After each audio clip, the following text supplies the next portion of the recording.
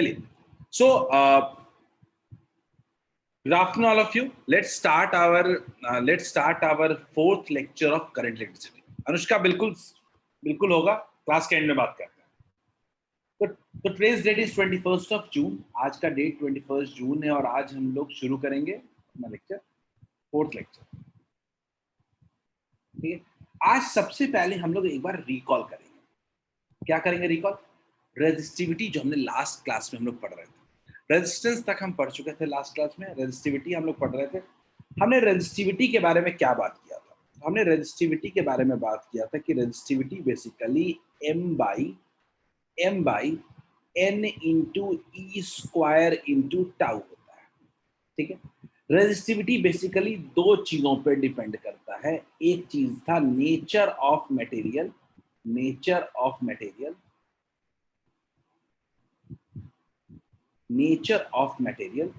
यानी रेजिस्टिविटी क्या था? इनवर्सली प्रोपोर्शनल टू n, यानी जितना ज्यादा number of free electrons per unit volume रहेगा उतना ही कम रेजिस्टिविटी रहेगा.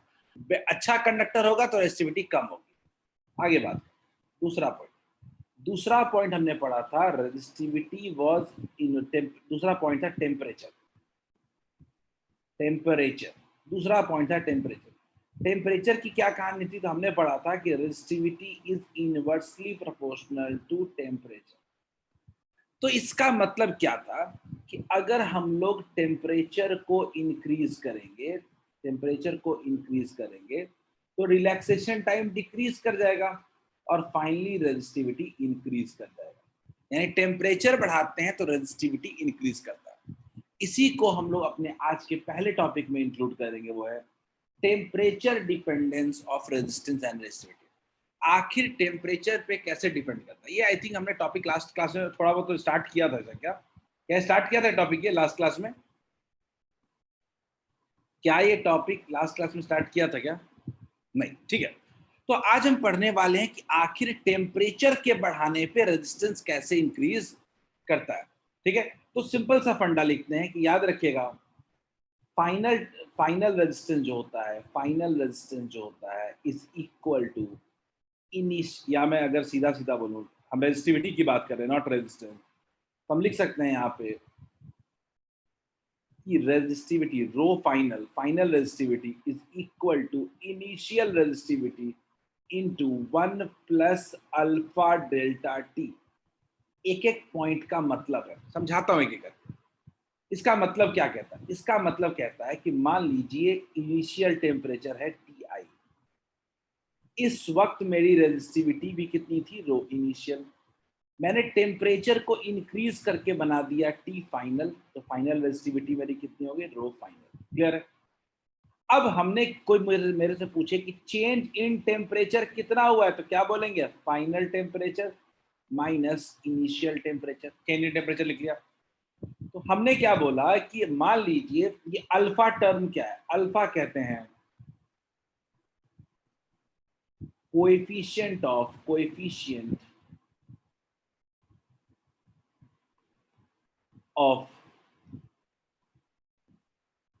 या इसको ऐसे भी कहते हैं थर्मल कोएफिशिएंट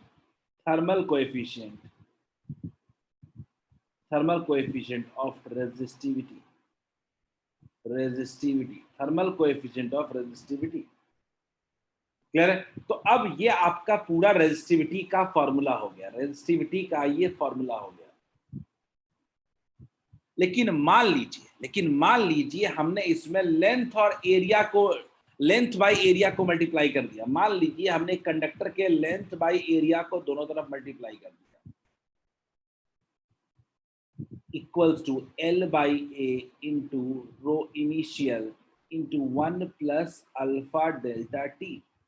तो रो L बाई A क्या होता है? क्या ये फाइनल रेजिस्टेंस हो जाएगा? क्या final resistance equal to initial resistance into 1 plus alpha delta T.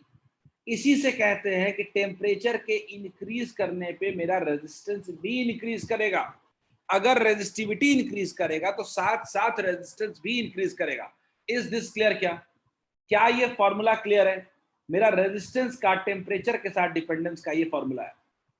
और ये रेजिस्टिविटी का टेम्परेचर के साथ। जल्दी लिखिए इसको, इस पे बेस्ड एक क्वेश्चन करेंगे और फिर आगे बढ़ेंगे। जल्दी नोट करें।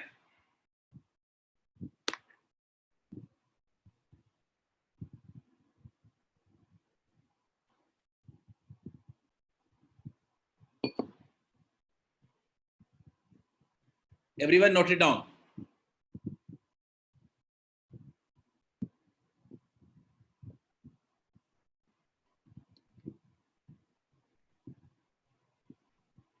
Everyone note this down.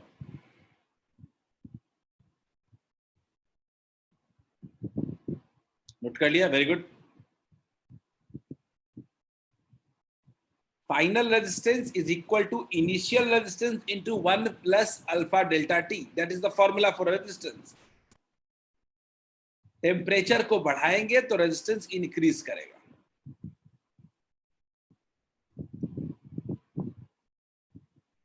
और जिन्होंने लिख लिया है वो अगला क्वेश्चन करें। सब जिन्होंने लिख लिया है वो नेक्स्ट क्वेश्चन ट्राई करें।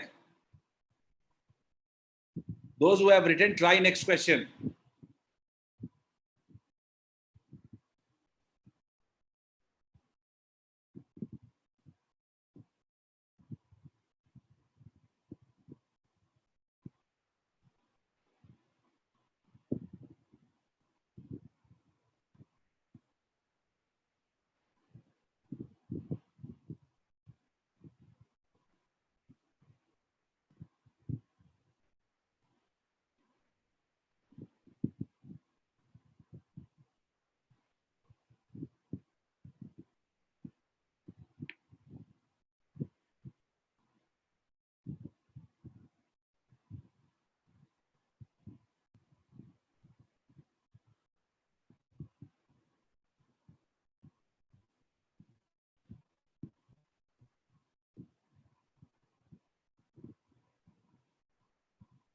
होप सबने लिख लिया होगा। एक क्वेश्चन है,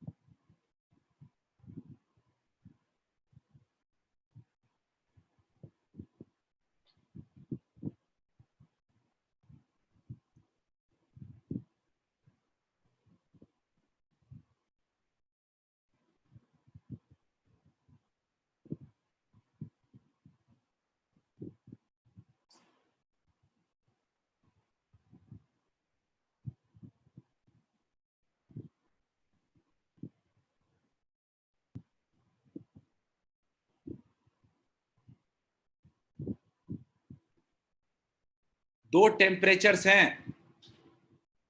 एक टेम्परेचर है 15 डिग्री, एक टेम्परेचर है 15 डिग्री।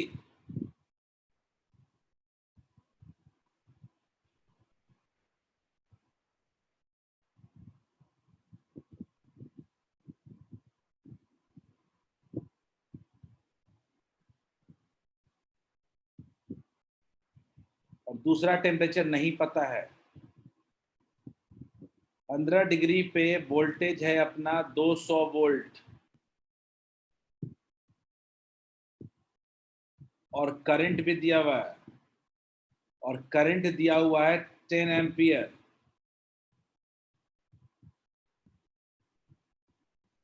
फाइनल अपने पास वोल्टेज सेम ही है, 200 वोल्ट ही है,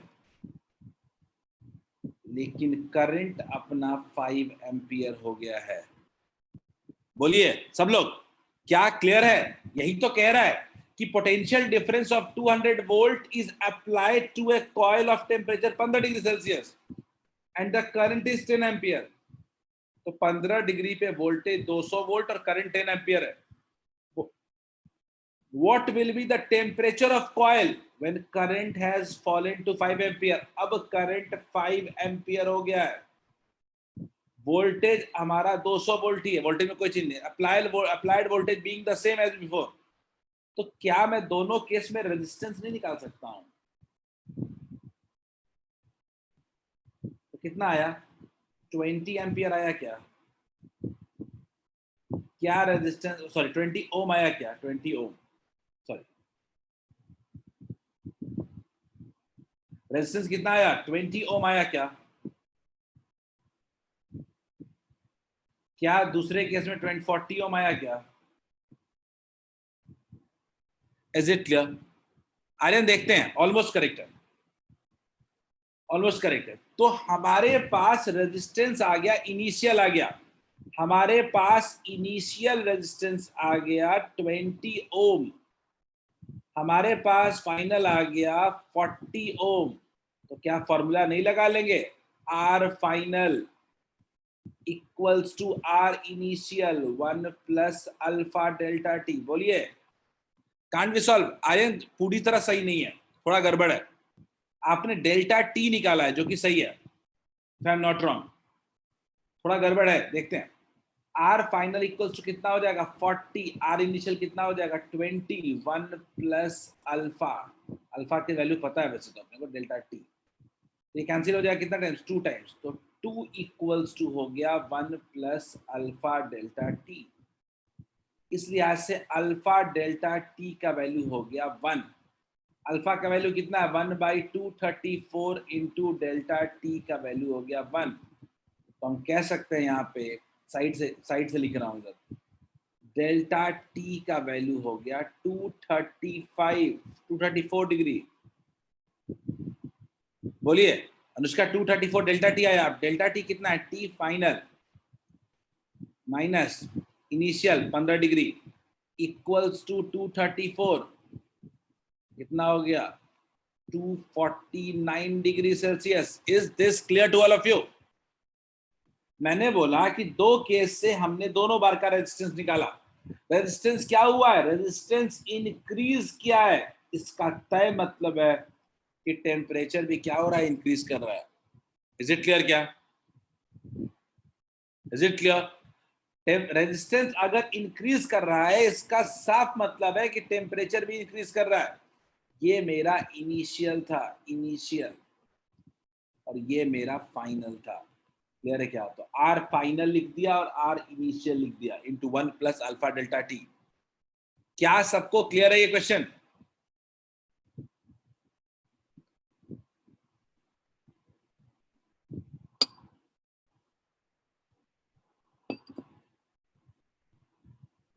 समझ में आ गया? तो ये एक टॉपिक है जो इंपॉर्टेंट है, एग्जाम में आ सकता है क्वेश्चन। ठीक है, थोड़ा और आगे बढ़ते हैं हम लोग, थोड़ा और आगे बढ़ते हैं हम लोग, और अपना अगला लास्ट टॉपिक ओम्स लॉ का करते हैं, वो है लिमिटेशन ऑफ ओम्स लॉ। मतलब ओम्स लॉ ठीक है, ओम्स लॉ अच्छा है, V directly proportional to I है, लेकिन इसका कोई लिमिटेशन भी होगा? बिल्कुल है, देखते हैं। ओम्स लॉ का पहला लिमिटेशन, जो एनसीईआरटी में 3 लिमिटेशन आपको पढ़ने हैं, 3 लिमिटेशन, तीनों याद रखना है बस। ठीक है, पहला ओम्स लॉ का लिमिटेशन क्या कहता है? पहला कहता है कि कभी कभी होता है कि मान लीजिए मेरा वोल्टेज आई का ग्राफ बना लेते हैं, हम VI का ग्राफ बना लेते हैं, उसके बाद ये V है और ये I है, VI का ग्राफ बना है। तो मान लीजिए ग्राफ, तो चलिए VI ग्राफ कैसा होना चाहिए? स्ट्रेट लाइन होना चाहिए। लेकिन हमने क्या देखा कि कभी कभी क्या होता है, हायर वोल्टेज पे जाने के बाद, कभी कभी हायर वोल्टेज पे जाने के बाद ये हल्का सा अपने पाथ से बेंड कर जाता है, हल्का सा अपने पाथ से बेंड कर जाता है। तो कह नहीं सकते कि वो ओम्स लॉ तो सही नहीं है इसमें। ओम्स लॉ का मतलब VI ग्राफ हमेशा क्या होना चाहिए? स्ट्रेट लाइन होना चाहिए। तो यहां पे लिखते हैं, एट हायर पोटेंशियल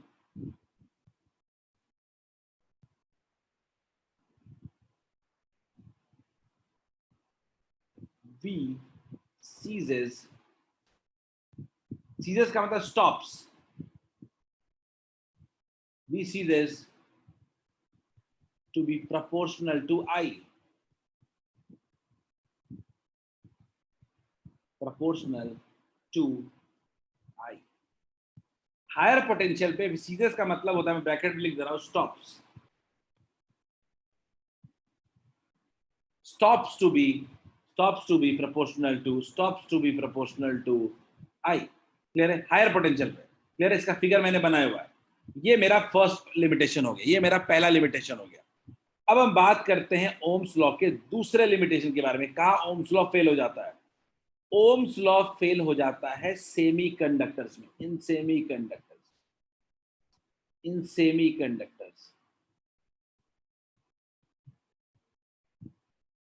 सेमीकंडक्टर में अगर हम देखें तो ओम्स ग्राफ जो होता है वो किस तरह का होता है? देखिए, ये V है और ये क्या है?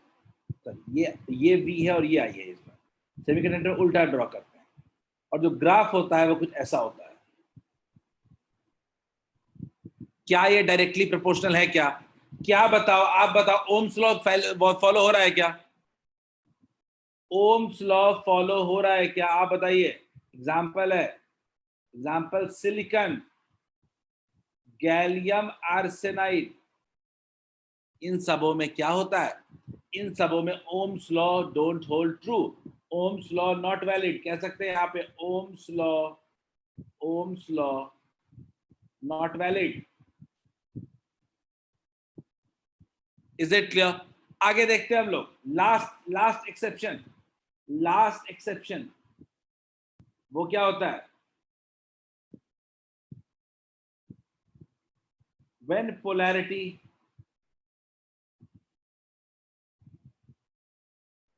Of battery is reversed,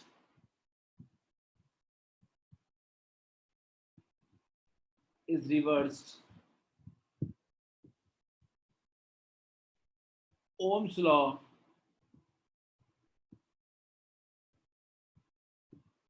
do not hold true.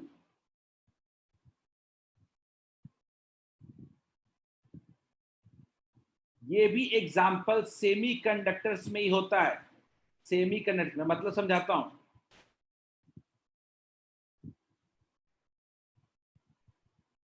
इसका एग्जाम्पल भी देखने की कोशिश करते हैं हम लोग। क्या होता है सेमीकंडक्टर में? ये तो देख लिया ग्राफ हमने जो बना हुआ है हमारे स्क्रीन पे। अगर ग्राफ अगर हम ऐसे ड्रॉ करें, नेगेटिव वोल्टेज के लिए ड्रॉ करें, अगर हमने बैटरी के पोलैरिटी को चेंज कर दिया, हमने क्या किया? बैटरी के पोलैरिटी को चेंज कर दिया, यानी बैटरी पहले पॉजिटिव से लगा था, अब नेगेटिव से लगा हुआ है। तो इस केस में हमने करंट का वेरिएशन देखा, तो करंट का वेरिएशन कुछ ऐसे ही। सब चीजें आपके सिलेबस में है, सब चीजें आपके सिलेबस में है, आपको सेमीकंडक्टर में सब पढ़ाया जाएगा। लेकिन क्या ओम्स लॉ यहाँ पे ट्रू है क्या? नेगेटिव वोल्टेज के लिए ओम्स लॉ ट्रू है क्या? बताइए, देख के बताओ, ओम्स लॉ वैलिड है क्या? क्या आप इसमें कह सकते हो भी डायरेक्टली प्रोपोर्शनल टू आई? क्या इस केस में हम कह सकते हैं कि V is directly proportional to I? आप बताइए बच्चों, कैन यू से? क्या तीनों में से कोई ग्राफ है जिसमें ओम्स लॉ वैलिड है? यही तीन बड़े एक्सेप्शंस हैं ओम्स लॉ के।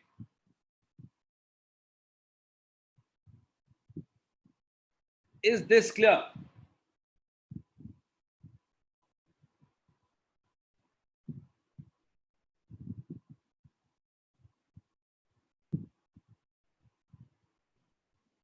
बच्चों क्या ये क्लियर है? अनिमेश कौन सा पॉइंट? सी वाला? एक एक करके तीनों समझा देता हूं, चलो कोई नहीं। अनुष्का, पहला वाला मैंने बोला कि लोअर वोल्टेज पे भी डायरेक्टली प्रोपोर्शनल टू आई है, पर कभी कभी कंडक्टर्स में भी वोल्टेज बहुत ज्यादा बढ़ा देते हैं तो डायरेक्टली प्रोपोर्शनल टू करंट नहीं होता, वो थोड़ा ग्राफ वेरी कर जाता है। तो हम कह सकते हैं ना कि ओम्स लॉ ट्रू नहीं है। बोलिए।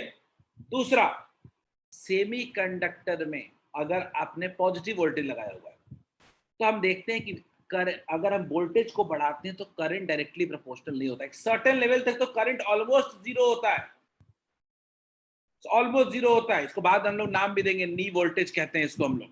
क्लियर है? उसके बाद अचानक करंट तेजी से इंक्रीज करता है। सेमीकंडक्टर में भी ओम्स लॉ ट्रू नहीं है। तीसरा पॉइंट, जब बैटरी के सेमीकंडक्टर में जब बैटरी के पोलैरिटी को रिवर्स कर देते हैं, उल्टा कर देते हैं, पॉजिटिव की जगह नेगेटिव, नेगेटिव की जगह पॉजिटिव लगा देते हैं, उस केस में हमने देखा कि वोल्टेज और करंट उस केस में डायरेक्टली प्रोपोर्शनल नहीं है। बी जब बढ़ा रहे हैं तो करंट नहीं बढ़ रहा है, करंट फिक्स हो गया है, ऑलमोस्ट करंट कांस्टेंट हो गया है। इसको बाद में हम आगे पढ़ेंगे सैचुरेशन करंट के नाम से। ठीक है? तो कहने का मतलब ये है कि ये जो ग्राफ है, ये जो चीजें हैं, ये हम पहले भी हम आगे पढ़ेंगे इसको जाके। Is it clear? तीन तीन एक्सेप्शंस अपने को याद रखने हैं। क्या ये क्लियर है सबको? तो अब आप बताइए, तभी आगे बढ़ेंगे. Just right it down. I am getting water and coming.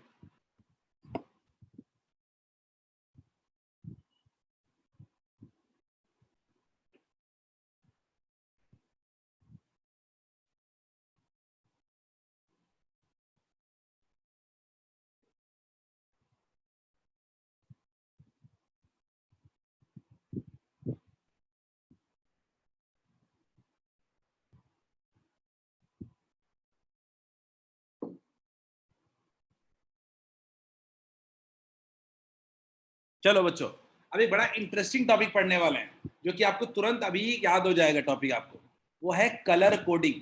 वो है कलर कोडिंग ऑफ रेजिस्टर्स. क्या होता है कि घर में कोई भी सामान लेके आते हो, तो उसके ऊपर लिखा होता है ना, कितना मास है, कितना वेट है, कुछ तो लिखा रहता है, सब कुछ लिखा रहता है.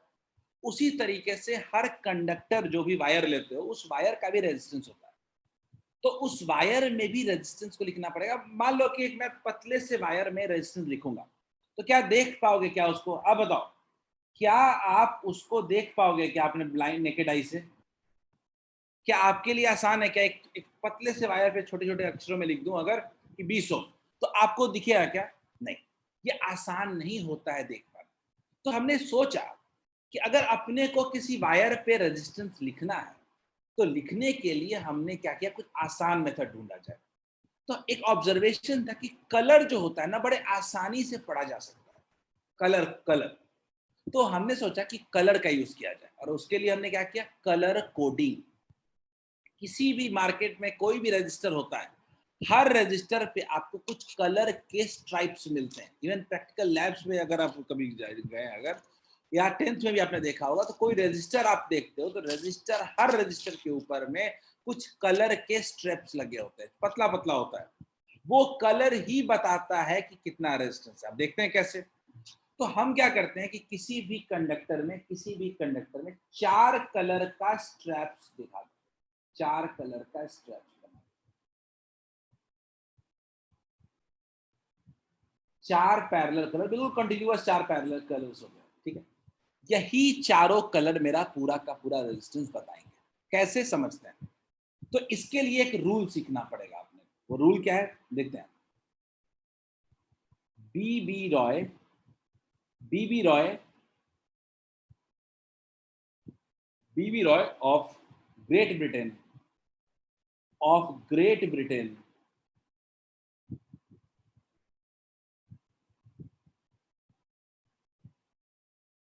has very good wife.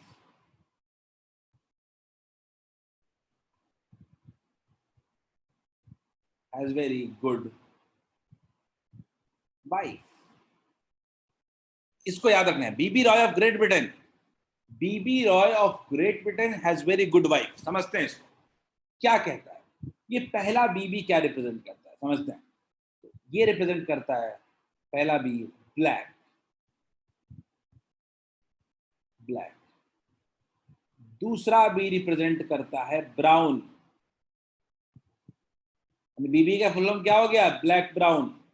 नाम ही याद रख लो, ब्लैक ब्राउन. अब देखते हैं अगला. आर बोले तो रेड,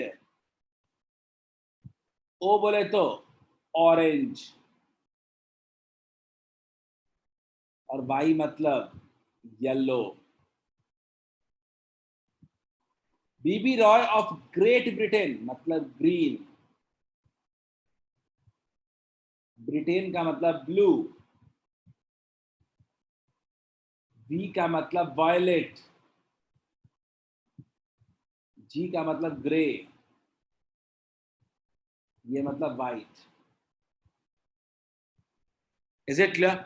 ये कोडिंग हमने याद किया. अब इस कोडिंग का हर एक कलर इसमें आ गए, तो कुल मिला के आप गौर से गिनो तो 10 कलर आपको आए हैं. अब इन 10 कलर को क्या करते हैं, ये 10 कलर एक नंबर को रिप्रेजेंट करते हैं, डिजिट को रिप्रेजेंट करते हैं. कैसे? ब्लैक मतलब होता है 0, ब्राउन का मतलब होता है 1, रेड का मतलब होता है 2, ऑरेंज का मतलब होता है 3, येलो का मतलब होता है 4, ग्रीन का मतलब होता है 5, ब्लू का मतलब होता है 6, वॉयलेट का मतलब होता है 7, ग्रे का मतलब होता है 8 और व्हाइट का मतलब होता है 9। बोलिए यही 9 डिजिट्स है क्या, 10 डिजिट्स है क्या? बोलिए क्या यही 10 डिजिट्स अवेलेबल है क्या आपके पास? एवरीवन, कोई नया डिजिट है किसी के पास तो बताओ। क्या हमने हर डिजिट का कलर कोड असाइन कर दिया क्या? अगर कोई बोले ब्लू कलर दिख रहा है मुझे, ब्लू मतलब 6, वॉयलेट मतलब 7, ग्रे मतलब 8, येलो मतलब 4, इज दिस क्लियर? क्या हमने ये कलर के कोड समझ गए क्या?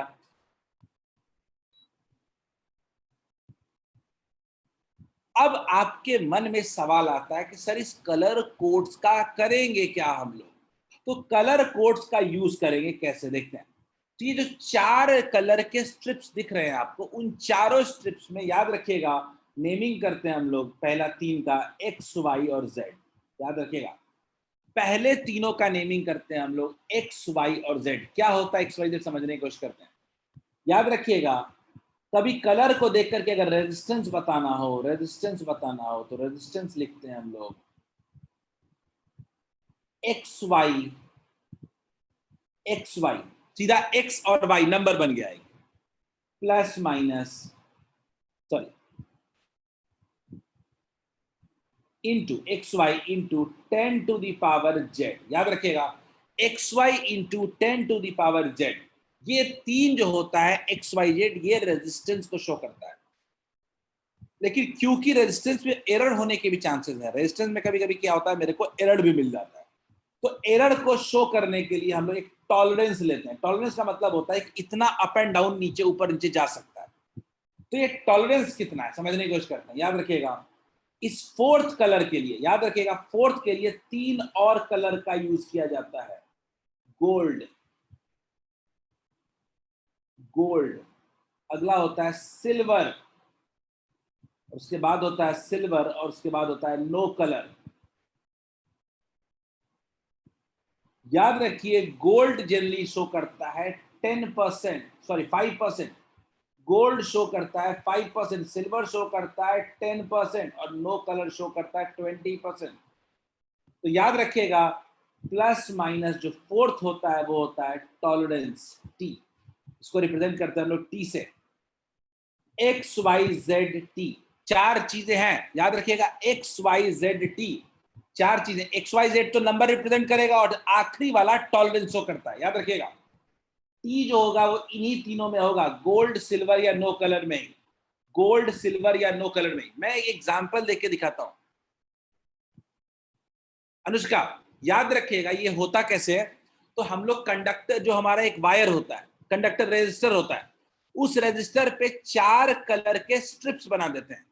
4 कलर के स्ट्रिप्स बना देते हैं, चारों एकदम क्लोज क्लोज स्ट्रिप्स होते हैं। उसमें आपको एक एक करके सारे स्ट्रिप का कलर देखना होता है और उसी को देख करके रेजिस्टेंस बताना होता है। मैं एग्जांपल देता हूं अनुष्का, मैं एक एग्जांपल देता हूं, समझने की कोशिश कीजिएगा। कि मान लीजिए, लिखने का टाइम दूंगा मैं, मान लीजिए मेरे पास एक स्ट्रिप बन गया और स्ट्रिप क्या क्या है देख लेते हैं। रेड है, ग्रीन है, ग्रे है एंड लास्ट में सिल्वर है। 4 कलर है मेरे पास, red green grey silver. Red green grey silver. आप बताओ मुझे रेड कितना होता है, रेड कितना होता है आप बताइए। What does red represents? Red क्या रिप्रेजेंट कर रहा है यहाँ पे? रेड रिप्रेजेंट कर रहा है यहाँ पे 2। वेरी गुड, रेड रिप्रेजेंट कर रहा है 2। आप मुझे बताओ ग्रीन क्या रिप्रेजेंट कर रहा है? ग्रीन 5 क्या? Very good, into 10 to the power. Grey कितना रिप्रेजेंट कर रहा है? 8 क्या? बोलिए 8 क्या? अनिमेश गलत है, क्या हो गया? ग्रे कितना हो गया? 8 प्लस माइनस ये सिल्वर, चौथा वाला कलर सिर्फ टॉलरेंस शो करता है, उसका और कोई काम नहीं है। तो फोर्थ कलर क्या शो कर रहा है? सिल्वर। सिल्वर का मतलब कितना हो जाएगा? 10%। Is it clear? क्या सबको रेजिस्टेंस क्लियर है? यहाँ पे कितना होगा? इतना प्लस माइनस 10% ओम। बोलिए क्या क्लियर है? क्या ये कलर देख करके रेजिस्टेंस नहीं बता दोगे? क्या कलर देख के रेजिस्टेंस नहीं बता दोगे? पहला 2 डिजिट होता है, तीसरा मल्टीप्लायर होता है और चौथा जो होता है वो टॉलरेंस होता है। याद रखिएगा। Is it clear? जल्दी नोट करें इसको, जल्दी नोट करें इसको, तब हम क्वेश्चंस करेंगे कुछ इस पे। Interesting question, easy easy questions होंगे इस पे, तो करेंगे हम लोग जल्दी।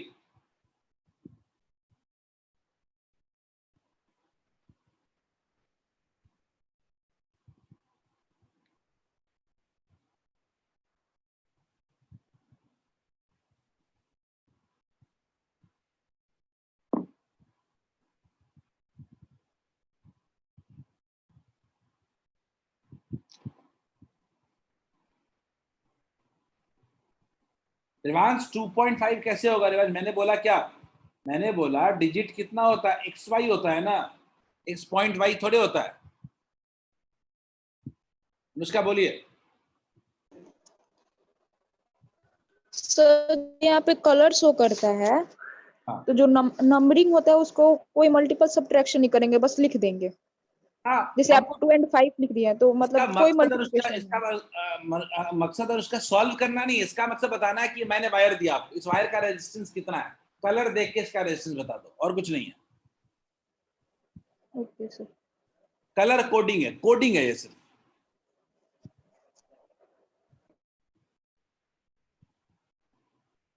एक एग्जांपल देता हूं, आप लोग बताओ जो लोग कर चुके हैं वो। एग्जांपल देता हूं।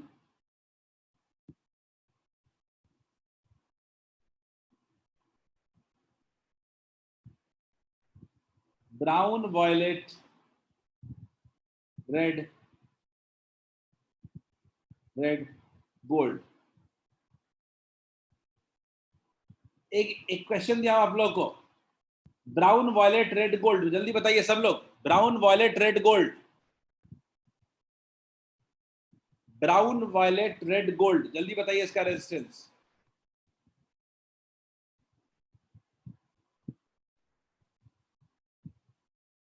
क्या होगा रेजिस्टेंस इसका? I got first answer 17 into 10⁻² plus minus 5%। Animesh ने कहा है। सेम आंसर रिवांश का भी है, रितेश का सेम आंसर है। Anushka 127। What are you saying? Into 10⁸ बिल्कुल गलत है अनुष्का। सौरभ बिल्कुल सही है, अभिषेक बिल्कुल सही है, very good. Aryan very good, Diksha बिल्कुल सही है, सबका सही है। सबको एक बात तो दिख गया कम से कम कि इसमें ब्राउन का मतलब होता है 1, वॉयलेट का मतलब होता है 7, तो 1 और हो गया 7 इनटू, तीसरा है रेड, रेड का ब्लैक ब्राउन, ठीक है, रॉय रेड 10⁻² प्लस माइनस कितना हो जाएगा 10%, सॉरी 5%, गोल्ड है ना 5%। Is this clear to all of you? Divyanshu 17 होगा ना? क्या ये सबको क्लियर है? क्या ये सबको क्लियर है? एक नोट, अनुष्का ध्यान दीजिए। अनुष्का मैंने बोला ब्राउन का कोडिंग कितना होता है? ब्राउन का कोडिंग होता है 1। वॉयलेट का कोडिंग कितना होता है? वॉयलेट का कोडिंग होता है 7। पहला 2 नंबर है, पहला 2 सीधा सीधा नंबर है। तीसरा होता है मल्टीप्लायर यानी 10⁻ समथिंग। रेड बताइए, रेड कितना होगा? रेड का होता है 2, पावर में कितना हो जाएगा 2 प्लस माइनस। अगला गोल्ड है, गोल्ड का टॉलरेंस कितना होता है 5%। अनुष्का क्लियर है क्या?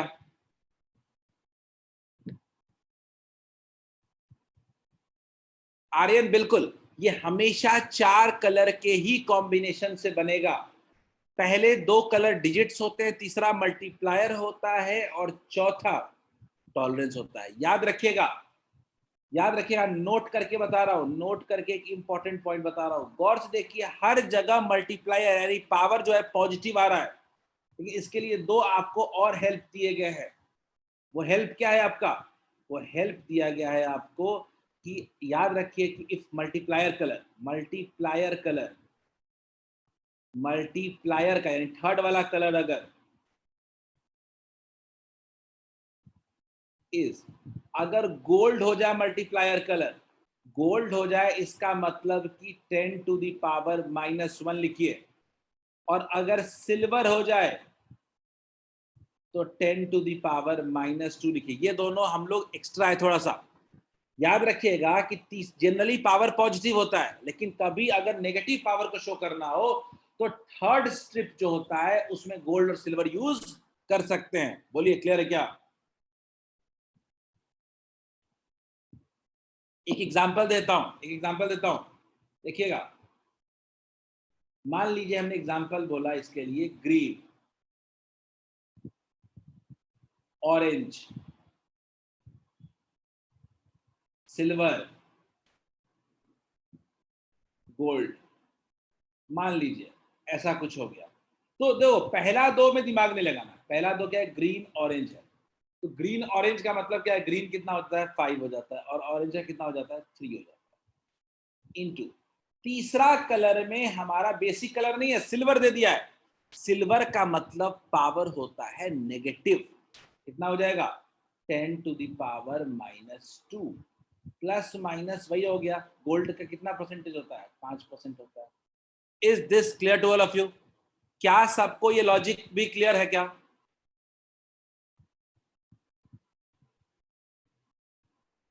बोलिए, क्या कलर कोडिंग अब कर लेंगे आप लोग? अगर हो जाएगा तो लेट्स ट्राई वन क्वेश्चन, एक क्वेश्चन करते हैं। चलिए ट्राई दिस क्वेश्चन। पोल भी लॉन्च कर रहा हूं, आपको लग रहा होगा जेई मेंस का क्वेश्चन है, लेकिन भाई ये आसान सवाल है, सीधा सीधा कलर कोडिंग पे। मुझे सबसे आंसर चाहिए, थोड़ा फाइनल आंसर को कैसे प्रेजेंट करेंगे इस पे फोकस कर लेना। Everyone try this question.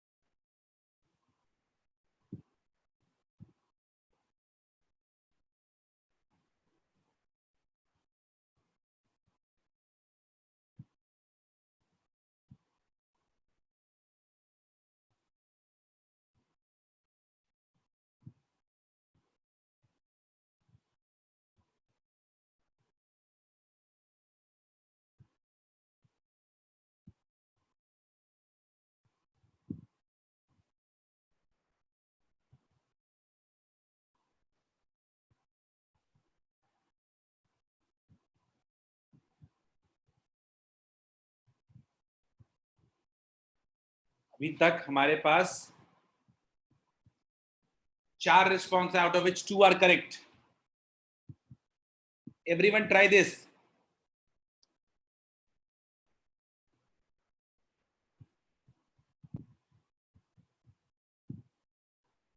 Three correct responses, clear, very good.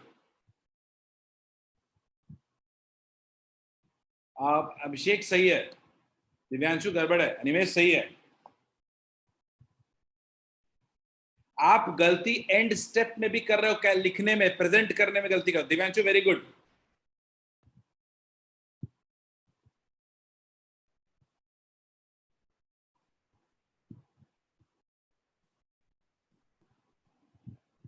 %50 people have responded, 5 correct answers cleared। Aryan hand raise किया, आर्यन अनम्यूट कर रहा हूं, बोलिए आर्यन। सर जी से तो ग्रीन भी हो सकता है और ग्रे भी हो सकता है, तो पर क्या ऑप्शन के थ्रू हम वेरीफाई नहीं कर सकते हैं क्या? ग्रे का कोई चांस है क्या ऑप्शन में? देखो तो। यस नहीं है ना? यस मैं कह रहा हूँ मानते हूँ आपकी बात, लेकिन वो ऐसा नहीं है, क्वेश्चन गलत है, बिकॉज वो हिंट भी कर रहा है कि कौन सा होगा। ग्रे का आप देख लो, green return very good wife, grey का 8 होता है, 8 कहीं है क्या बीच में? तो ऑब्वियसली ग्रे नहीं, ग्रीन ही होगा। रिमांस ठीक है, रितेश सही है, very good. I've got 10 response चलिए. Green, orange, yellow. Green, orange, yellow. क्या होगा? Green का कितना होता है? Green का 5 होता है क्या? Green का 5 होता है क्या? अगर मैं बोलूं तो ग्रीन का कितना होता है? ग्रीन का 5 होता है. ऑरेंज का कितना होता है? ऑरेंज का होता है रेड ऑरेंज. ऑरेंज का होता है आई थिंक 3 होता है. और ये येलो का क्या होता है? 4 होता है. पर 4 तो थर्ड तो मल्टीप्लायर होता है, तो क्या लिखेंगे? 10 to the power 4 लिखेंगे. और गोल्ड का कितना परसेंटेज होता है? 5%. यानी मेरा फाइनल जो रेजिस्टेंस होगा वो कितना होगा? Final resistance will be 53 into 10 to the power 4 plus minus 5%. बोलिए इतना आंसर आ रहा है क्या एवरीवन? क्या इतना आंसर आया क्या सबका? प्रत्युष,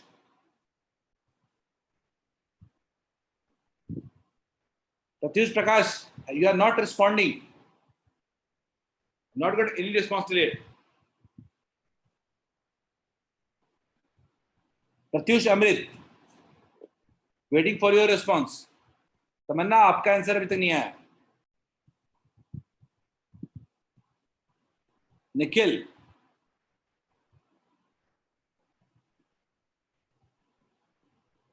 हर्षित,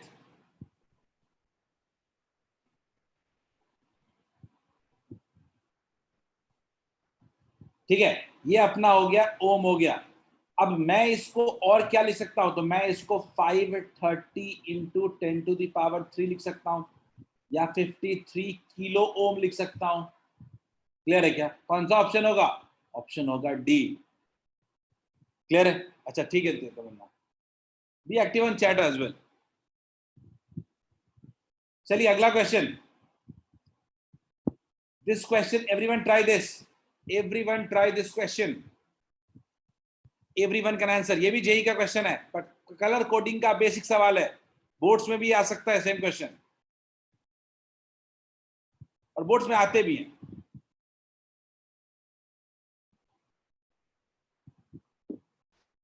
प्रत्युष तैयार रहो, इस बार आप ही से पूछूंगा. प्रत्युष और Harshit, be ready. Pratyush and Harshit, make yourself ready to respond.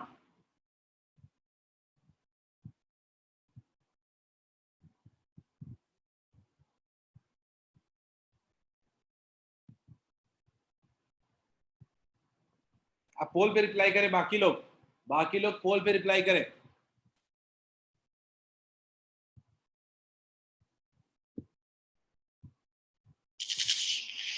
Very good, सही है सबका.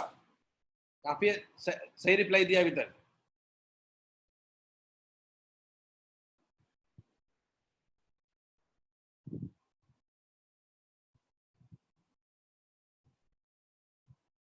प्रत्युष अनम्यूट कर रहा हूं, बताइए क्या होगा?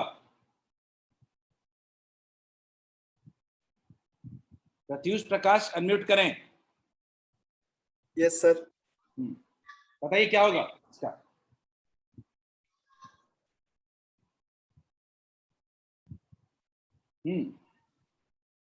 रेड, वायलेट, ऑरेंज कितना होगा? अनुष्का अभी तो बता रहा हूं. अभी अनुष्का एंड में वो ले लेना, लिख लीजिएगा आप लोग. ठीक है, प्रत्युष बताओ जल्दी क्या होगा रेड का?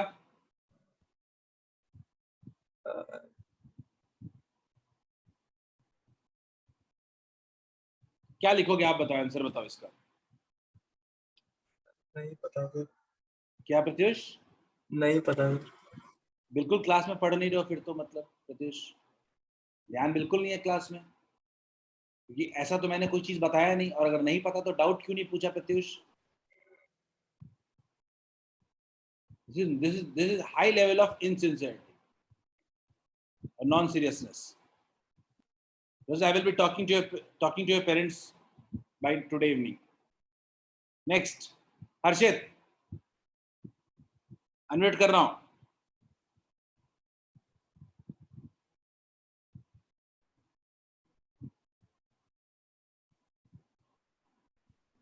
Yes sir. क्लियर क्या होगा इसका आंसर? मैंने इतना पैसा खाया हर्षित रिस्पॉन्ड।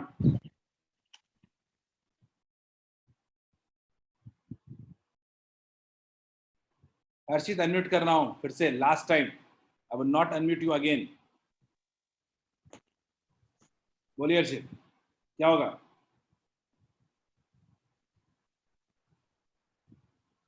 हर्षित बोलिए, सर क्या आंसर होगा इसका?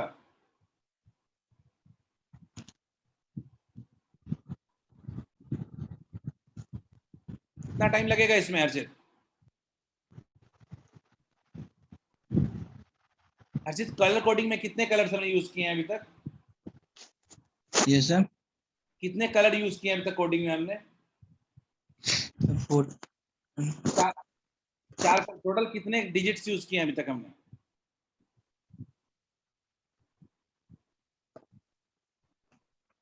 मुझे बताओ रेड का सिंबल क्या है हर्षित? यस सर क्या कैसे लिखेंगे इसको जल्दी बताइए Harshit. Why are you acting like so nonsense? Respond.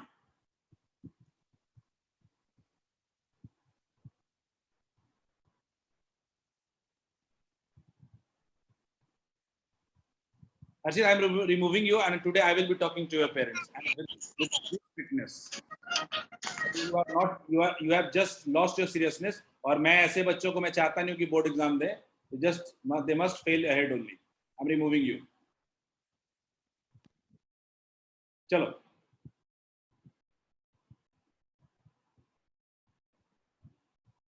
Pratyush Amrit unmute कर रहा हूँ, बताइए मुझे।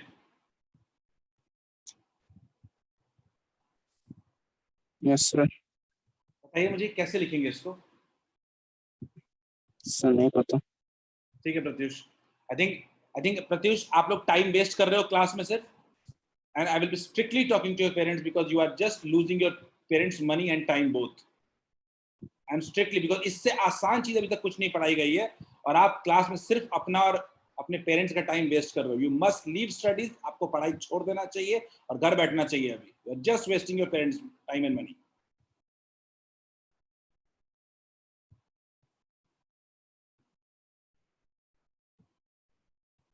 निखिल आपका हो गया था?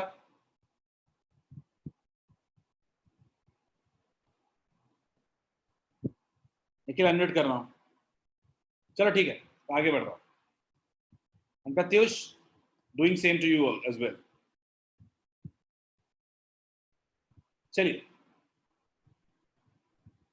आगे बढ़ते हैं हम लोग। बच्चों ये बड़ा आसान सवाल था। Red violet orange. Red red red क्या था? बीबी रॉय। हम जानते हैं रेड क्या था अपना, रेड था अपना 2। रेड का वैल्यू कितना था? 2। हम जानते हैं कि वायलेट का कितना था? वायलेट कितना था? 7 इंटू 10 टू द पावर, अगला क्या था? ऑरेंज। ऑरेंज का कितना हो जाएगा? 3। क्लियर था? यही हो जाएगा। प्लस माइनस सिल्वर है, सिल्वर का कितना हो जाएगा? 10%। तो अगर सिल्वर है अपने पास, अगर अपने पास सिल्वर है तो सिल्वर ये सॉरी सिल्वर 10%, ये 10% हो गया। और 10 टू द पावर 3 को किलो ओम लिख सकते हैं, 27 किलो ओम लिख सकते हैं। क्लियर है?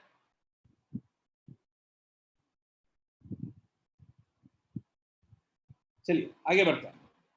इलेक्ट्रिक पावर हेडिंग डालते हैं हम लोग, हेडिंग डालते हैं, नया टॉपिक पे आते हैं हम लोग। इलेक्ट्रिक पावर हेडिंग डालें सब लोग कॉपी में। आई थिंक हम लोग कलर कोडिंग समझ चुके हैं।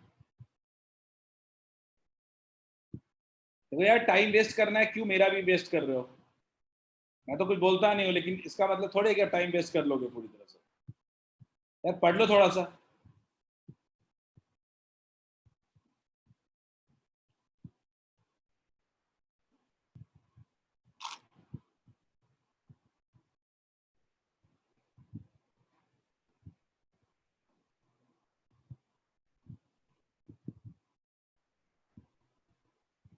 ठीक है, हेडिंग डालते हैं लोड एंड सोर्स। हेडिंग है अपना लोड एंड सोर्स। ठीक है, हम लोग अभी नया टॉपिक स्टार्ट करने वाले हैं, इलेक्ट्रिक पावर। ठीक है, समझने की कोशिश करते हैं इलेक्ट्रिक पावर क्या होता है। हम इतना तो जानते हैं कि इलेक्ट्रिक सर्किट में बेसिकली 2 ही तरह के डिवाइस पॉसिबल है। एक जो एनर्जी कंज्यूम करे और एक जो एनर्जी सप्लाई करे, ठीक है। एनर्जी जो कंज्यूम करता है उसको कहते हैं लोड, और जो एनर्जी सप्लाई करता है उसको कहते हैं एनर्जी का सोर्स। क्लियर है? तो देखते हैं, मान लीजिए हमारे पास एक इलेक्ट्रिक डिवाइस है, हमारे पास एक इलेक्ट्रिक डिवाइस है,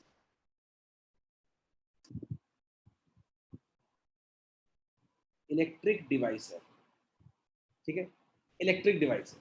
मान लेते हैं कि हर डिवाइस का दो करंट अगर पास कर रहा है तो दो टर्मिनल्स हो जाएंगे, एक हो जाएगा पॉजिटिव टर्मिनल, दूसरा हो जाएगा नेगेटिव टर्मिनल। तो मान लीजिए अगर डिवाइस के पॉजिटिव टर्मिनल से करंट एंटर कर रहा है और नेगेटिव टर्मिनल से बाहर निकल रहा है, इसको कहते हैं हम लोग लोड। याद रखिएगा, पर कैसे पहचानते हैं हम लोग। और अगर नेगेटिव टर्मिनल से करंट एंटर कर रहा है और पॉजिटिव टर्मिनल से करंट बाहर निकल रहा है, इसको कहते हैं source. Is it clear? Load and source. आगे बढ़ते हैं हम लोग आगे बढ़ते हैं। सबसे पहले हम लोग बात करते हैं अब एक एक करके लोड का डेफिनेशन के बारे में। सबसे पहले लोड समझने की कोशिश करते हैं, लोड क्या होता है। डेफिनेशन बहुत क्लियर है इसका, ठीक है, देखते हैं। An electric device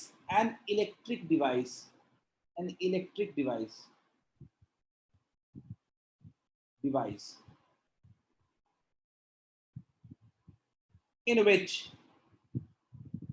which current enters positive terminal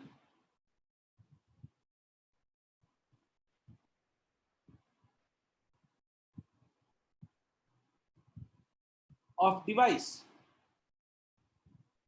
clear है? ऐसा इलेक्ट्रिक डिवाइस जिसमें पॉजिटिव टर्मिनल में करंट एंटर करे, इसको कहते हैं लोड। लोड का मतलब क्या होता है? याद रखिएगा, लोड का मतलब होता है इट कंज्यूम्स एनर्जी। ये एनर्जी को कंज्यूम करता है हमेशा, इट कंज्यूम्स एनर्जी। लोड का पहला मतलब क्या होता है कि ये एनर्जी को कंज्यूम करेगा। आगे बढ़ते हैं आगे बढ़ते हैं लोड के बारे में। इसके बारे में अगर हम इसके बारे में अगर कुछ एग्जांपल्स देखते हैं तो याद रखिएगा, एक रेजिस्टर जो होता है वो हमेशा लोड की तरह ही बिहेव करता है, कभी एनर्जी सप्लाई नहीं करता। कभी देखा है क्या घर का बल्ब एनर्जी सप्लाई करते हुए? नहीं, घर का बल्ब सिर्फ एनर्जी कंज्यूम करेगा। एग्जाम्पल में लिखते हैं हम लोग, इसके एग्जाम्पल में लिखते हैं, resistor always act as load। Clear है? हमेशा याद रखिएगा कि रेजिस्टर जो होता है वो लोड की तरह एक्ट करता है। क्लियर है? रेजिस्टर जो होता है वो लोड की तरह एक्ट करता है। क्लियर है? अब हम थोड़ा आगे बढ़ते हैं इसमें। मान लीजिए लोड की तरह बिहेव करता है, लेकिन बैटरी का क्या होता है? याद रखिएगा, दो ही मेन कंपोनेंट्स होते हैं सर्किट के, बैटरी और रेजिस्टर। याद रखिएगा, बैटरी भी लोड की तरह बिहेव कर सकता है। बैटरी में मान लीजिए करंट कहां से एंटर कर रहा है? उसके पॉजिटिव टर्मिनल से एंटर कर रहा हो, तो याद रखिएगा battery can also act as load. Battery can also act as load। Battery can also behave as load। अब फिर से समझाने की कोशिश करता हूं, समझिएगा। ऐसा इलेक्ट्रिक डिवाइस जिसमें करंट पॉजिटिव टर्मिनल से एंटर कर रहा हो, उसको कहते हैं हम लोग लोड। क्लियर है? अब लोड कहते हैं, लोड की खासियत क्या होती है? वो एनर्जी को कंज्यूम करता है। एग्जांपल रेजिस्टर कहने का मतलब है बल्ब, फ्रिज, टीवी, एसी, घर का जितना चीज है सब एक रजिस्टर ही है, सबके अंदर रेजिस्टेंस है। तो ये सारे डिवाइसेस क्या होते हैं? ये एनर्जी को कंज्यूम करते हैं। लेकिन आप ये भी देखा होगा, कब बैटरी को जब चार्ज करते हो तो क्या बैटरी भी एनर्जी कंज्यूम नहीं करता है क्या? आप बताइए, क्या जब बैटरी को चार्ज करते हो तो क्या बैटरी एनर्जी कंज्यूम नहीं करता है क्या? और बैटरी एनर्जी कंज्यूम करता है तो वो भी क्या होता है, लोड की तरह बिहेव करता है। बोलिए क्लियर है क्या? आर्यन ने बोला सर बैटरी एनर्जी कंज्यूम नहीं करता। आर्यन इन्वर्टर कैसे काम करता है? आर्यन इन्वर्टर का मुझे बताओगे क्या? आर्यन आपका सवाल था कि सर बैटरी एनर्जी कंज्यूम नहीं करता है।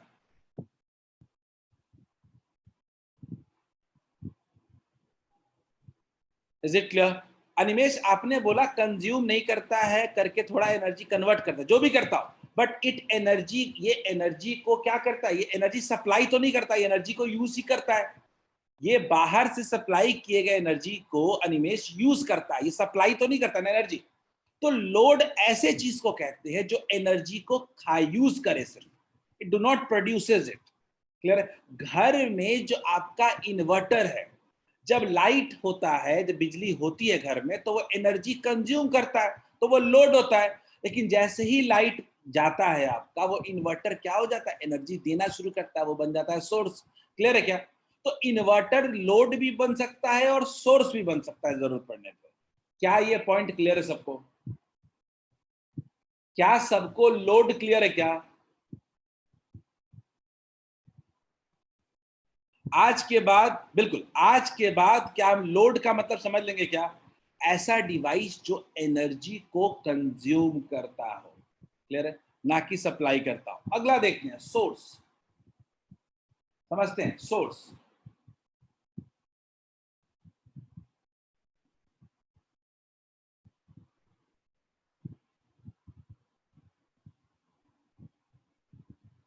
लिखते हैं an electric device, an electric device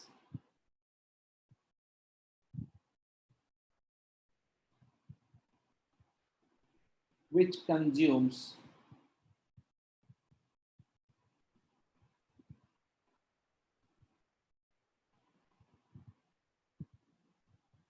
an electric device which consumes, sorry consumes energy, उल्टा लिख रहा हूं।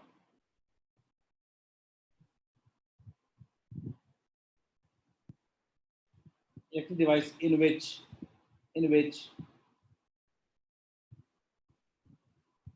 current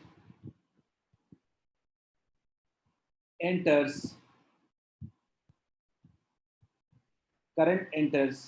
negative terminal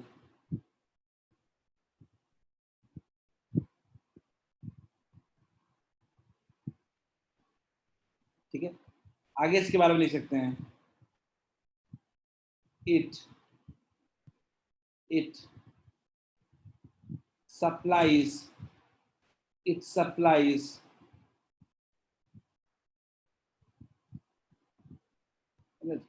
energy. ये एनर्जी सप्लाई करता है। दिव्यांशु बैटरी को भी दोनों बोलते थे, बैटरी भी दोनों बिहेव करता है, बिल्कुल सही।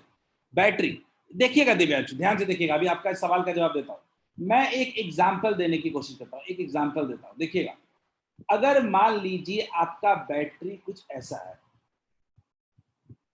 ठीक है, और बैटरी कुछ करंट कैसे दे रहा है, कुछ इस तरीके से दे रहा है। तो करंट एंटर किधर कर रहा है? करंट तो नेगेटिव टर्मिनल में एंटर कर रहा है। क्लियर है? तो यहाँ पे मेरा बैटरी जो हो रहा है वो क्या हो रहा है, एक्टिंग एज अ सोर्स। यहाँ पे बैटरी जो हो रहा है, battery acting as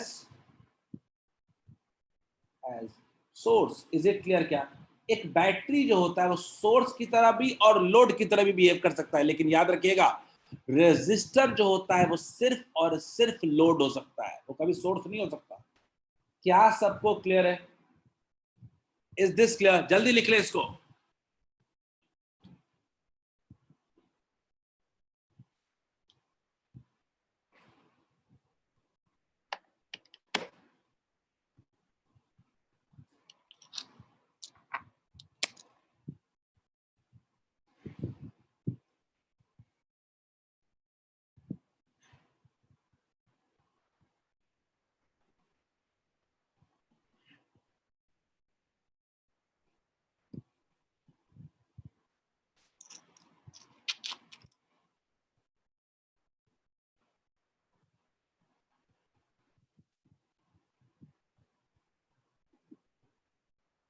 is it clear?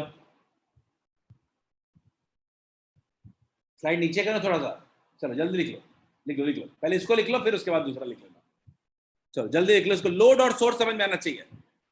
Anushka, battery और के अलावा कोई दूसरा एग्जांपल है इसका? अनुष्का, मैं बड़ी सिंपल सी बात कर रहा हूँ अनुष्का, अब इलेक्ट्रिक सर्किट में दो ही कंपोनेंट्स होते हैं, बैटरी और रेजिस्टर, याद रखिए, ज्यादा दिमाग नहीं लगाने को कह रहा हूँ। बैटरी और रेजिस्टर, ये थर्मल पावर प्लांट वगैरह नहीं, हमको नहीं लिखने की जरूरत है, इलेक्ट्रिक डिवाइस की बात कर रहे हैं, इलेक्ट्रिक सर्किट की बात कर रहे हैं। Thermal power plant, hydel power plant, ये सब लोड सोर्स की तरह नहीं ट्रीट करेंगे उसको। मैं कह रहा हूं इलेक्ट्रिक सर्किट में मेजर कंपोनेंट दो ही है, बैटरी और रेजिस्टर। रेजिस्टर हमेशा लोड की तरह बिहेव करेगा, पर बैटरी लोड की तरह भी बिहेव कर सकता है और सोर्स की तरह बिहेव करता है। जब बैटरी लोड की तरह बिहेव करता है, यानी बैटरी एनर्जी कंज्यूम करता है, उसको चार्जिंग ऑफ बैटरी कह सकते हैं। जब बैटरी सोर्स की तरह बिहेव कर रहा है तो बैटरी एनर्जी दे रहा है, उसको डिस्चार्ज ऑफ बैटरी कह सकते हैं। Is it clear? यही होता है लोड एंड सोर्स, यही होता है लोड एंड सोर्स। फिगर आप बना सकते हैं सबका, ये है सोर्स का फिगर।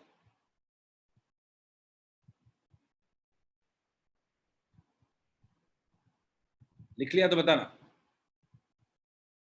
निमेश, रियल लाइफ के लिए तो सब कुछ बता रहा हूं निमेश। अगर कोई कंपोनेंट एनर्जी कंज्यूम कर रहा है, अगर आपका इन्वर्टर का बैटरी अगर एनर्जी कंज्यूम कर रहा है जब लाइट है तो वो लोड है, लेकिन लाइट जाने के बाद वो एनर्जी सप्लाई कर रहा है तो वो एक सोर्स है। सिंपल से मतलब है इसका।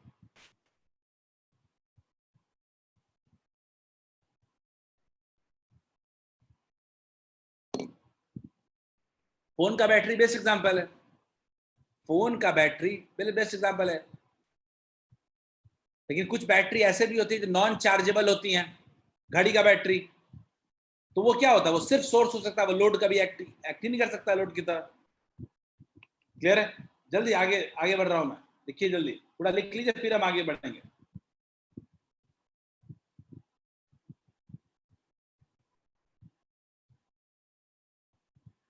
आप see Abhishek, capacitor is a load, but हम इलेक्ट्रिक डिवाइसेस में कैपेसिटर को कंसीडर नहीं करते हैं। मैं बार बार कह रहा हूं ये लोड और सोर्स दुनिया के हर चीज के लिए नहीं है, सिर्फ इलेक्ट्रिकल डिवाइसेस के लिए।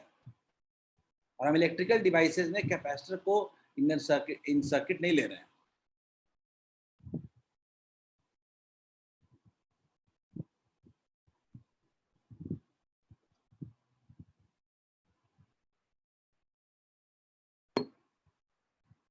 अनुष्का, आपको केमिस्ट्री में पढ़ना होता है बैटरी में कैसे एनर्जी होती है। आपका एक चैप्टर है, थोड़ी देर में पढ़ना होगा, केमिकल काइनेटिक्स के बाद पढ़ना होगा, क्या नाम है उसका, इलेक्ट्रोकेमिस्ट्री। अनुष्का, उसमें आपको पढ़ना पड़ेगा हाउ अ सेल वर्क्स, एक बैटरी के अंदर कौन कौन से रिएक्शंस होते हैं, कैसे रिएक्शंस होते हैं ताकि सेल वर्क करता है, कैथोड एनोड वगैरह सब कुछ पढ़ना होगा आपको। केमिकल काइनेटिक्स के बाद आपको होगा इलेक्ट्रोकेमिस्ट्री। कुछ नहीं आता दीक्षा, क्वेश्चन समझने के लिए टॉपिक है ये, दीक्षा समझने के लिए टॉपिक है। क्वेश्चन वाले पार्ट्स अब मैं बता रहा हूं, आज के बाद याद रखना, या तो एनर्जी कंज्यूम करेगा। निमेश, थर्मल पावर प्लांट किस इलेक्ट्रिक सर्किट में तुम लगाए हुए देखे हो, मुझे बताओ। चलो अनम्यूट कर रहा हूं मैं, बोलो। सर बस पूछ रहे हैं, नहीं मतलब बोल नहीं सकते। एक तरह से जहाँ से जनरेट ही हो रहा है एनर्जी, जहाँ से इलेक्ट्रिसिटी जनरेट ही हो रहा है। देखो सोर्स है, मुझे इसमें डाउट नहीं है, लेकिन क्या इलेक्ट्रिक सर्किट में यूज कर रहे हो उसको? मैं कह रहा हूं it might be a source but irrelevant to what we are studying. ठीक है, चलो आगे बढ़ते हैं हम लोग आगे बढ़ते हैं अपने इंपॉर्टेंट टॉपिक इलेक्ट्रिक पावर की तरफ। अभी तक हम पावर पढ़ शुरू नहीं किए, तो समझते हैं पावर क्या होता है। और पावर को पढ़ने के लिए आपको क्लास 10th का जूल्स लॉ ऑफ हीटिंग याद करना पड़ेगा। Joules law of heating clear है? जूल्स लॉ ऑफ हीटिंग क्या होता है याद करने की कोशिश करते हैं। ठीक, तो याद करिए, जूल्स लॉ ऑफ हीटिंग समझने के लिए मान लीजिए एक इलेक्ट्रिक डिवाइस ले लिया, तो उसके अक्रॉस क्या क्या चीजें हम जानते हैं। एक जानते हैं वी होता है, वोल्टेज होता है, एक करंट होता है, आई होता है, और एक डिवाइस का एक रेजिस्टेंस भी हो सकता है, आर हो सकता है। ठीक है, बैटरी होगा तो उसमें आर नहीं होगा, ठीक है, बी होगा, आई होगा, जो भी है। अब ये मेरा पूरा का पूरा इलेक्ट्रिक एक डिवाइस हो गया। अगर मैं बोलूं कि जूल्स लॉ ऑफ हीटिंग क्या कहता था, जूल्स लॉ ऑफ हीटिंग में 11th 12th में नहीं पढ़ना है, 10th का कॉन्सेप्ट है जूल्स लॉ ऑफ हीटिंग, याद करते हैं joules law of heating, joules law of heating, joules law of heating क्या कहता है? तो जूल्स लॉ ऑफ हीटिंग कहता है यानी हीट एनर्जी, H मतलब energy, is directly proportional to I square R और T बोले तो टाइम, क्लियर है? तो जो हीट डेवलप्ड होता है is equal to constant times I square R into T।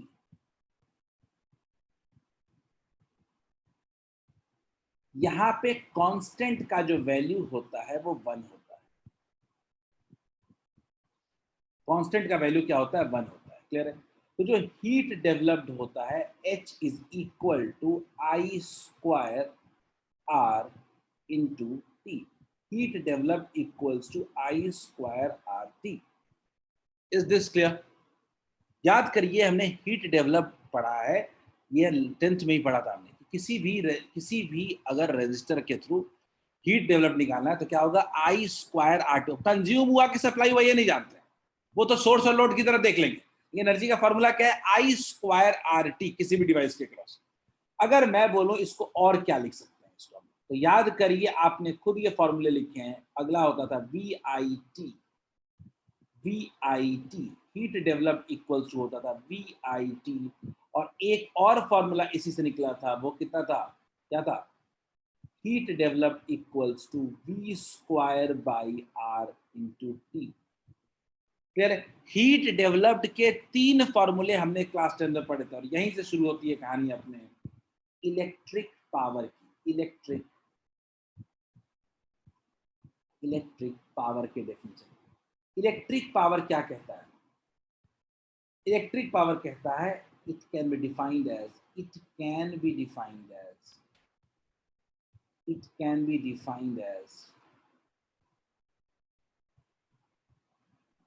heat developed या heat consumed or supplied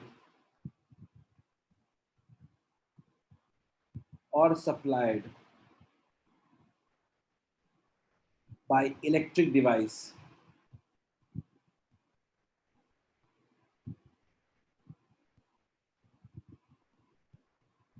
per second। एक सेकेंड में कितना हीट सप्लाई करेगा कोई डिवाइस, सप्लाई करेगा या कंज्यूम करेगा, इसको कहते हैं इलेक्ट्रिक पावर। फॉर्मूला देखते हैं क्या होता है। इलेक्ट्रिक पावर आपने पढ़ रखा है पहले, कोई नया चीज नहीं बता रहा हूं। पावर का फॉर्मूला होता है heat developed per unit time. Power का फॉर्मूला होता है किसी भी डिवाइस में heat developed per unit time, और इसी के साथ कई सारे और फॉर्मूले बन गए हमारे। जैसे पहला पावर का फॉर्मूला बना I स्क्वायर इंटू R, पहला पावर का फॉर्मूला बना I स्क्वायर R। दूसरा पावर का फॉर्मूला बना V स्क्वायर अपॉन R, और तीसरा पावर का फॉर्मूला बना V इंटू I। क्लियर है? कुल मिला के 3 फॉर्मूले बने पावर के। जल्दी लिखें इसको, जल्दी लिखें। कोई भी दिक्कत हो तो पूछिए।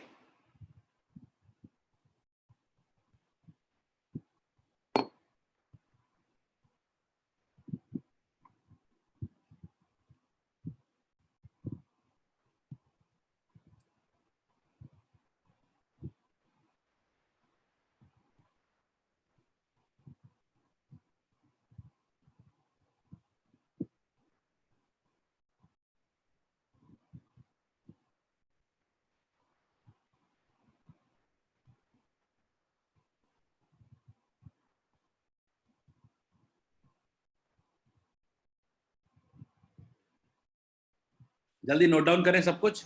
कोई भी सवाल हो, 2 ही चीज है, हीट और पावर। हीट बाई टाइम क्या होता है? पावर। तो हीट के फॉर्मूले से टाइम हटा दीजिए तो क्या बन जाएगा? पावर। गौर से देखिए, जो हीट का 3 फॉर्मूला आया था आपको, इन तीनों में से टाइम हटा दीजिए तो क्या बन जाएगा? पावर। ये तीनों फॉर्मूला आपको याद होना चाहिए, और क्लास 10th में ये तीनों फॉर्मूला पढ़ चुके हैं, तो कुछ नया नहीं बता रहा हूं मैं आपको। कुछ भी नया नहीं बता रहा हूं, 10th वाला ही चीज बता रहा हूं और वही याद रखना है अपने को।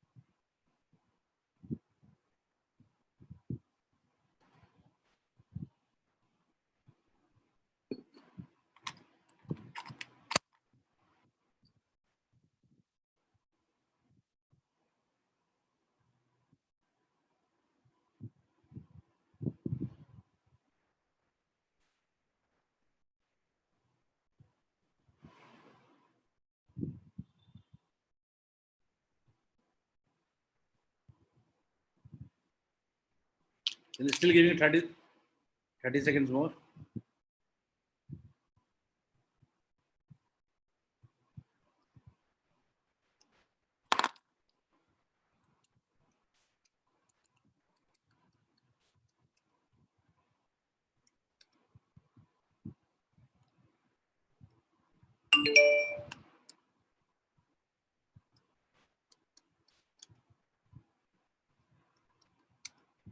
अनुष्का, आपने बोला पावर का डेफिनेशन आंसर पर सेकंड सेकंड पर सेकंड में, तो क्वेश्चन में टाइम पूछे तो h/t यूज कर लेंगे, बिल्कुल कर लेंगे, ठीक है।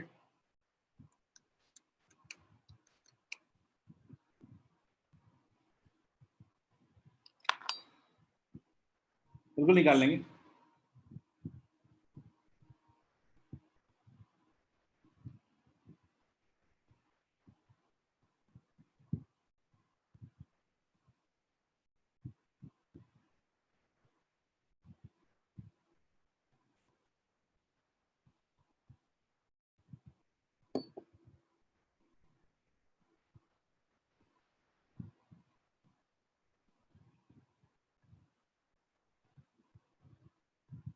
आपको बड़े सिंपल भाषा में 2 फॉर्मूले, 3 फॉर्मूले हीट के और 3 फॉर्मूला पावर का, ये याद रखना है।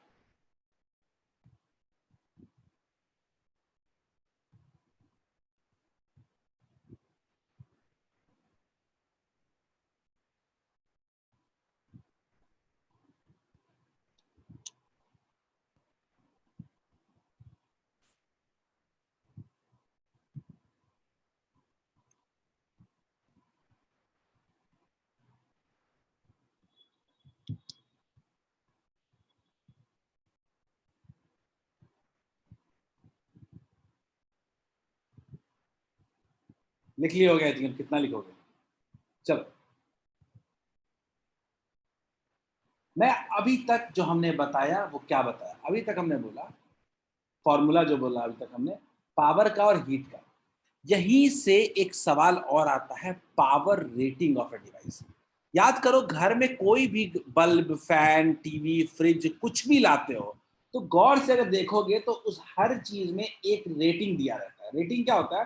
रेटिंग होता है, लिखा रहता है इतना वोल्ट और इतना वॉट। पावर का यूनिट होता है वॉट, याद रखिएगा, पावर का यूनिट होता है वॉट। पावर का यूनिट होता है वॉट, लिख लीजिए, unit of power is what. ये वैसे सब पढ़ा हुआ है आपका 10th में, इसीलिए ये एक्सपेक्ट करके बढ़े थे हम कि आप याद है आपको, बट लिख लो, पावर का यूनिट होता है वॉट। तो घर में कोई भी डिवाइस लेके आते हैं तो उसमें ना एक वोल्ट लिखा होता है और एक वॉट लिखा होता है।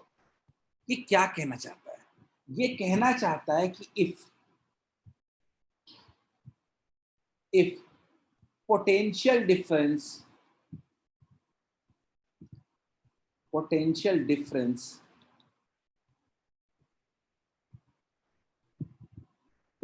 is V volt,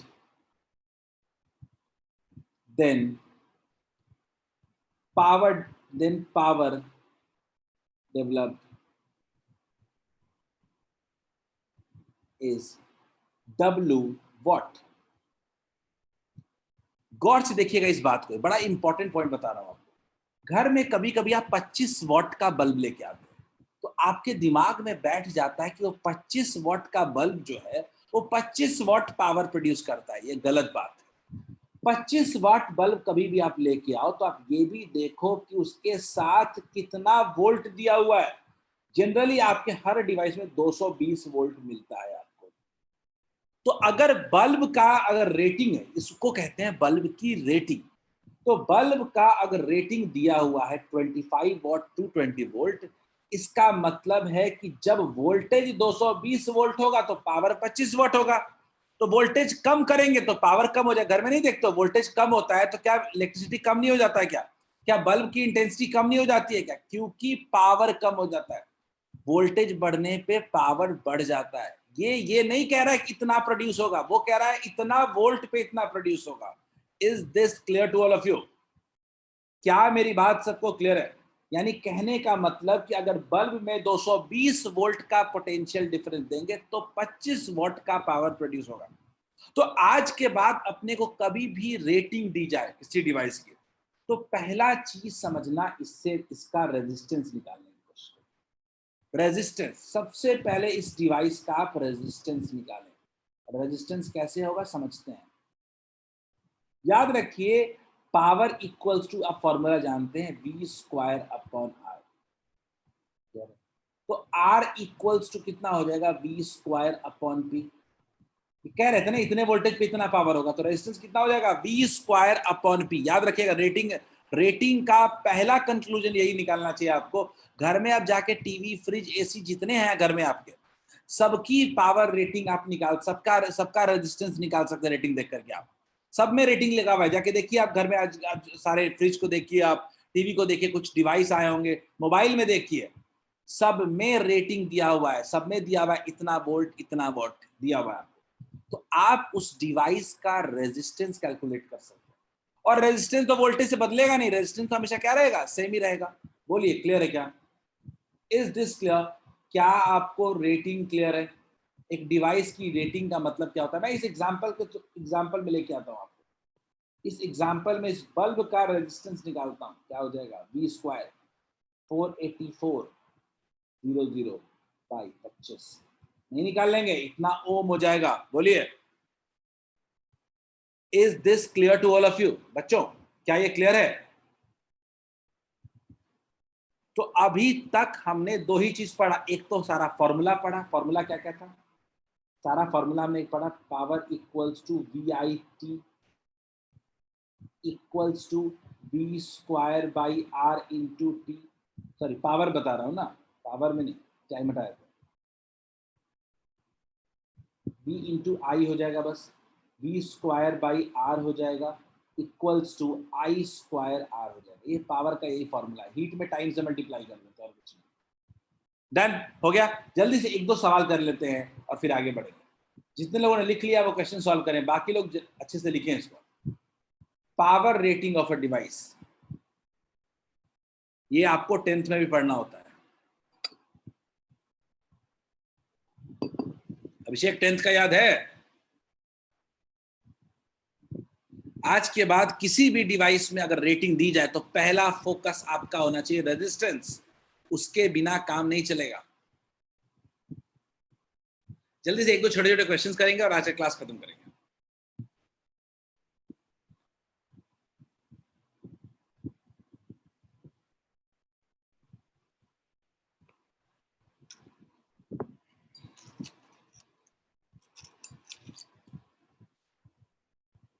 बिल्कुल एनिमेश करना पड़ेगा। वेरी गुड आर्यन, सही है। पावर ठीक है, एनर्जी निकालें।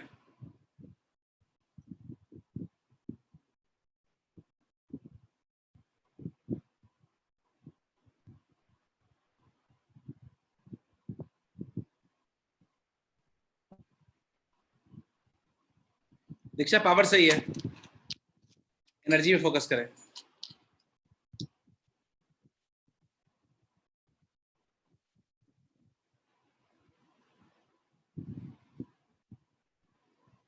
ठीक है अनुष्का,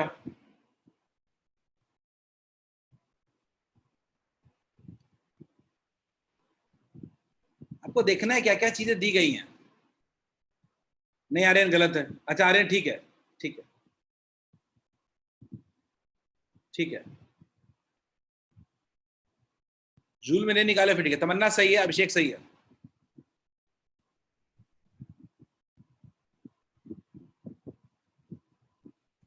सौरभ क्या होगा आंसर, बताओ जल्दी।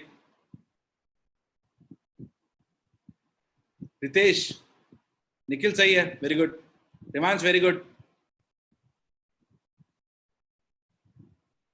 सबका पहला पार्ट ही है लेकिन दूसरा पार्ट नहीं है।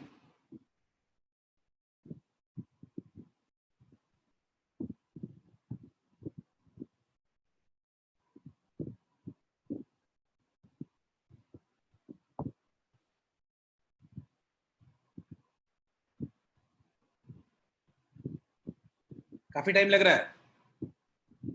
दीक्षा सही है। Ritesh, waiting for your response. Nikhil सही है। वॉट आवर थोड़ा यूनिट सही नहीं है निखिल, उसको या तो आप किलोवाट आवर में बदलें या तो उसको आप जूल में बदलें। दिव्यांशु ठीक है, पर यूनिट भी लिखना चाहिए था दिव्यांशु। रितेश पहला सही है, बिल्कुल वेरी गुड। दूसरा करें। अनुष्का सही है, सॉल्व करें। देखो पहला तो मुझे लगता है कि सब लोग समझ गए हो क्या है। आपके पास V कितना है, 220 वोल्ट। I कितना है, 5 एम्पियर।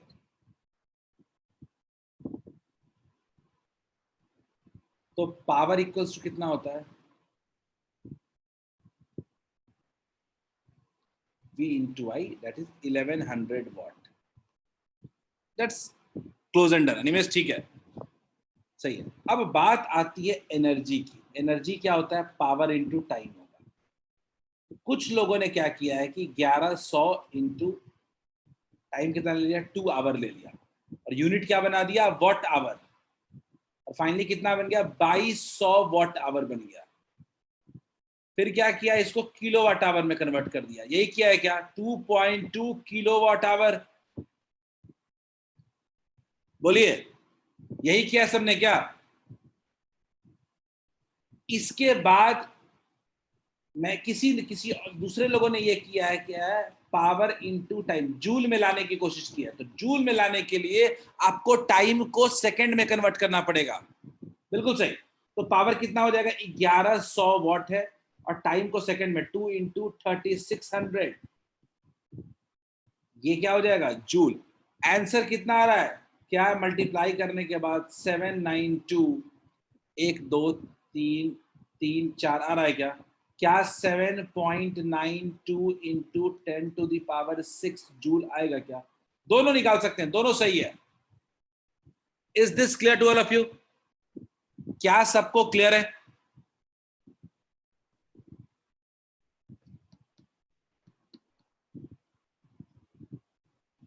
अगर क्लियर है तो क्यों ना अगला क्वेश्चन करते हैं सब लोग नेक्स्ट क्वेश्चन करें। इंपॉर्टेंट क्वेश्चन है ये, बहुत इंपॉर्टेंट। अभी जो बताया है उस पे बेस्ड क्वेश्चन है ये।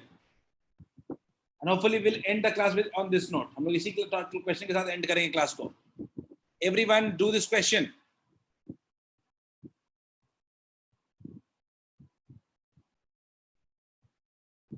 I need answers from everyone. Poll launch कर रहा हूं मैं।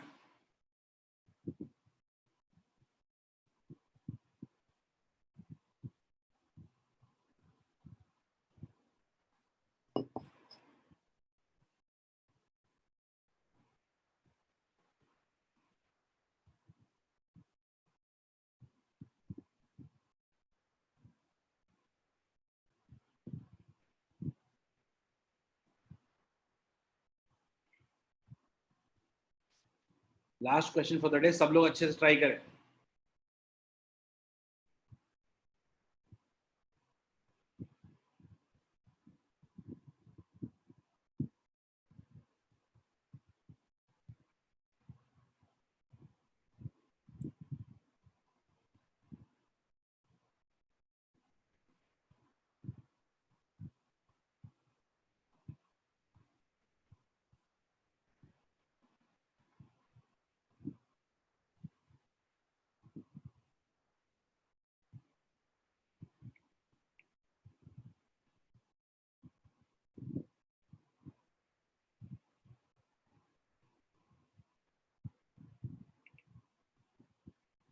आई एम नॉट श्योर, आंसर सही नहीं है। आप लोग यूनिटरी मेथड लगा रहे हो इसमें।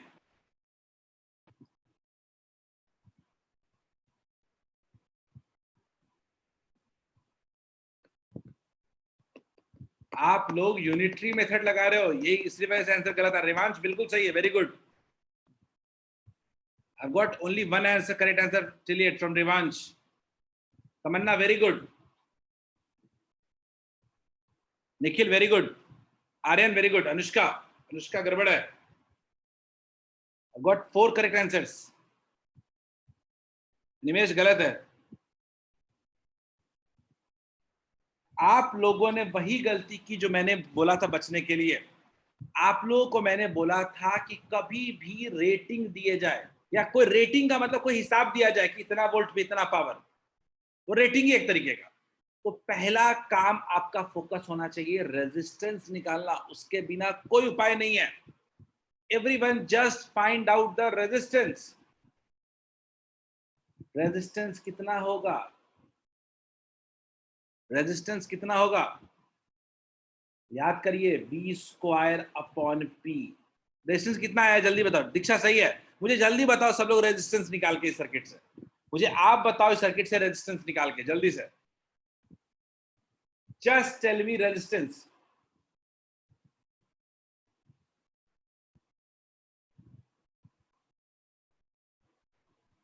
सॉरी, पहले वोल्टेज पहले कितना था? 100 वोल्ट था ना। 100 वोल्ट था पहले। 100 वोल्ट पे 500 वाट था। 100 वोल्ट का होल स्क्वायर बाई पावर कितना है? 500। 100 इंटू 100 बाई 500। क्या रेजिस्टेंस 20 ओम आ रहा है क्या? बिल्कुल सही है रिवांश। रिवांश बिल्कुल सही है। अभिषेक बिल्कुल सही है। क्या रेजिस्टेंस 20 ओम आया है क्या? पहला काम तो रेजिस्टेंस निकालना होना चाहिए आपका।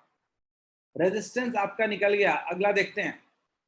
अगला आपका वोल्टेज दिया हुआ है। कितना वोल्टेज कितना हो गया? 150 वोल्ट। रेजिस्टेंस दिया हुआ है 20 ओम। तो क्या पावर नहीं निकाल लेंगे? पावर इक्वल नहीं हो जाएगा V square upon R?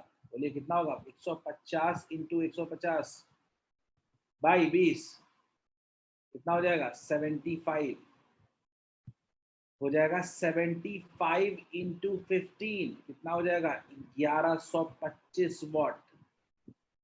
Is this clear? क्या मैंने बोला कि आप निकाल लो इसका रेजिस्टेंस कितना हो रहा है। आप इसका रेजिस्टेंस निकाल लीजिए। रेजिस्टेंस निकाल करके V और R यूज कर करके आप क्या कीजिए? पावर निकाल लीजिए। बोलिए हो जाएगा क्या? बोलिए is it clear to all of you? क्या सबको क्लियर है? Saurabh is it clear? Anushka is it clear? Abhishek हो गया? That's it for today. आज के लिए इतना ही। आज के लिए इतना ही। सब लोग अपने संडे के टेस्ट की तैयारी करें।